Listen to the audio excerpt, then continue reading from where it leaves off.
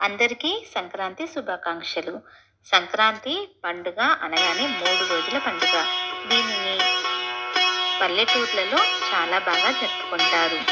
వారికి వరి పంట చేతికి వచ్చి రైతులు చాలా ఆనందంగా జరుపుకునే పండుగ సంక్రాంతి. అలాగే సైంటిఫిక్‌గా సూర్యుడు దక్షిణార్ధగోళం నుంచి ఉత్తరార్ధగోళంలోకి ప్రవేశిస్తాడు. అంటే మకర రాశిలోకి ప్రవేశిస్తాడు. అందుకే దీనిని మకర సంక్రాంతి అని కూడా పిలుస్తారు. సంక్రాంతి అనగానే 3 రోజుల పండుగ. మొదటి రోజు భోగి.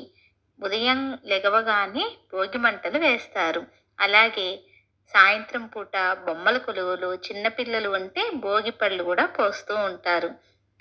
అలాగే సంక్రాంతి పండగ అనగానే గంగిరెద్దు మేళాలు, కోడి పందాలు, రంగవల్లులు, అందమైన రంగవల్లులు, హరినామ స్మరణ చేసుకుంటూ హరిదాసులు ప్రతి ఇంట ప్రత్యక్షమవుతూ ఉంటారు.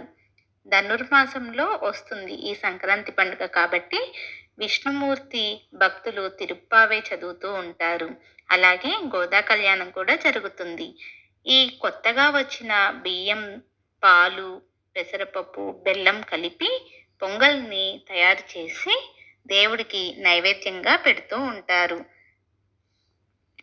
ప్రతి ఇంటి ముందు పెద్ద పెద్ద రంగవల్లులు వేసి వాటిని కలర్స్‌తో నింపి వాటిపైన గొబ్బెమ్మలను పెడతారు.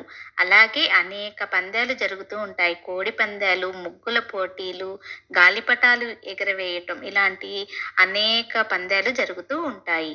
ఈ ముగ్గుల పోటీ కండక్ట్ చేసిన ట్రిపుల్ ఏ వారికి ధన్యవాదాలు.